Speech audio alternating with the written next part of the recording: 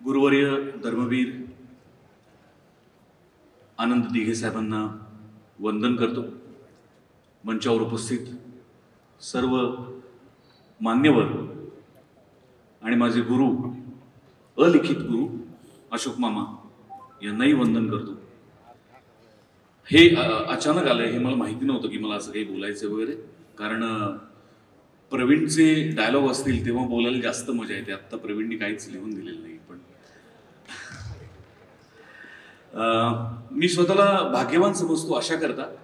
Biopic अनेकांनी केला, पण बायोपिक मधली व्यक्तिरेखा पुन्हा करण्याचा मान मिळालेला माझ्या माहितीनुसार मी एकमेव कलाकार असावा, आणि माझ्याबरोबर अर्थातच दाते। त्यामुळे झालं काय की पहिल्या भागावरती रसिकांनी प्रचंड प्रेम केलं, उदंड प्रतिसाद दिला चित्रपटाला। पण आपण जेव्हा नाटक करतो तेव्हा नाटकात आजच्या प्रयोगात झालेली चूक उद्याच्या प्रयोगात आपल्याला सुधारता येते, सावरता येते। पण चित्रपटात तो चान्स नसतो, जो दिघे साहेबांच्या आणि गणपती बाप्पाच्या कृपेमुळे मला चित्रपटात पण मिळाला। दुसरा चित्रपट जेव्हा करायचं ठरलं तेव्हा मी पहिला चित्रपट बरेचदा बघितला, आणि एक अभिनेता म्हणून माझ्याकडनं काय त्रुटी आहेत, काय राहिलंय, काय अजून करायला हवं होतं, काय अजून चांगलं झालं असतं, याचा विचार मला करता आला। आणि तो विचार भाग 2 मध्ये अंमलात आणता आला। याबद्दल मी स्वतःला फार भाग्यवान समजतो। अशी संधी फार कमी अभिनेत्यांना मिळाली असावी किंवा मिळत असावी। चित्रपटाबद्दल मी बोलणं उचित ठरणार नाही। चित्रपट तुम्ही पाहून त्यानंतर तुम्ही माझ्याशी बोलणं मला जास्त आवडेल। पण आमचे निर्माते मंगेश देसाई, आमचे दिग्दर्शक, लेखक, कथा पटकथा संवादकार प्रवीण तरडे यांनी पुन्हा एकदा हे शिवधनुष्य साहेबांच्या पाठिंब्यासह उचललेलं आहे, आणि ते यशस्वी त्यांनी केलेलं आहे असं आत्ता मी म्हणू शकतो। चित्रपट अजून आलेला नसला तरी आशा करतो की ट्रेलर तुम्हाला सगळ्यांना आवडलेला आहे, आणि हिंदी ट्रेलर बघायला आपण सगळे उत्सुक आहोत। 9 ऑगस्ट कधी एकदा उजाडतोय, आणि कधी या चित्रपटाला मागच्यासारखाच तुडुंब प्रतिसाद मिळतोय याच्या प्रतीक्षेत आम्ही सगळेच आहोत। आणि नाही, मला आता काही सुचत आहे, तुमचा आशीर्वाद पाहिजे बास, आणि तुमचं प्रेम पाहिजे। धन्यवाद। जय हिंद, जय महाराष्ट्र। सगळ्यांनाच आपलं म्हणणं मांडायला आवडतं, तसं तर मलाही आवडतं, पण कुठे आणि किती बोलावं याचं भान जपणारा मी माणूस आहे। त्यामुळे सिनेमात जरी अतिशय महत्त्वाची भूमिका साकारत असलो तरी व्यासपीठावर उपस्थित सर्व कलाकारांमध्ये मी वयाने आणि अनुभवाने सगळ्यात लहान आहे याची मला जाणीव आहे। त्यामुळे त्या हिशोबानेच बोलतो। प्रवीण तरडे सर यांच्याबरोबर मी केलेला हा 4था-5वा सिनेमा आहे, आणि हे केवळ मला माझं भाग्य वाटतं की मला त्यांच्याबरोबर काम करायची संधी मिळते। याचं कारण आम्ही कायमच हे म्हणतो की प्रवीण तरडे सरांवर सरस्वती प्रसन्न आहे।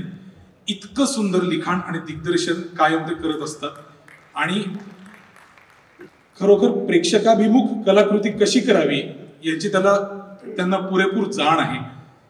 धर्मवीर पार्ट 1 हा सिनेमा प्रेक्षकांनी खूप डोक्यावर घेतला। आजही लोक भेटतात तेव्हा एकेका सीनचं वर्णन करून एकेका मोमेंट बद्दल बोलतात, आणि कलाकार मित्रांनी या अशा गोष्टींबद्दल बोलणं हे समजून घेण्यासारखं असतं। पण प्रेक्षक जेव्हा अभिनयातले बारकावे, सीन मधले बारकावे, कॉन्टेक्स्ट याविषयी बोलतात तेव्हा खरोखर त्यांनी किती बारकाईने सिनेमा पाहिलाय, लक्ष देऊन पाहिलाय याची जाणीव होते।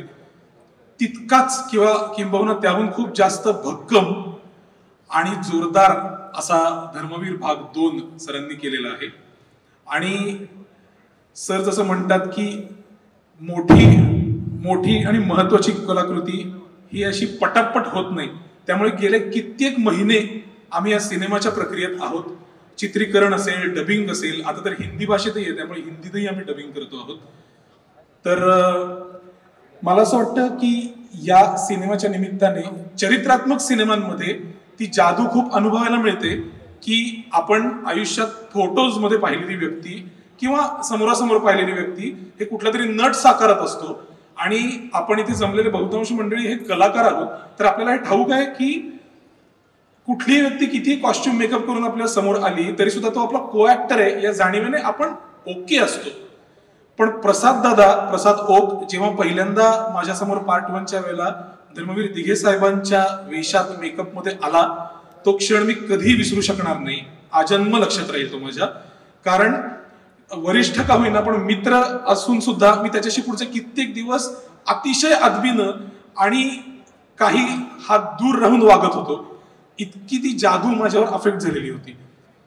तर मला असं वाटतं की प्रसाद दादा बरोबर काम करणं आणि सिनेमातल्या इतर अनेक नटांबरोबर काम करणं, यावेळेला तर नटांची फळी आणि वरिष्ठ नटांची फळी ही इतकी मोठी झाली आहे या सिनेमामध्ये की त्या सगळ्यांबरोबर काम करायला मिळणे खरोखर माझं भाग्य आहे. मराठी चित्रपटसृष्टीतील लेटेस्ट अपडेट्स आणि गॉसिपसाठी आमच्या चॅनेलला सबस्क्राईब करा आणि बेल ऐकन दाबायला विसरू नका.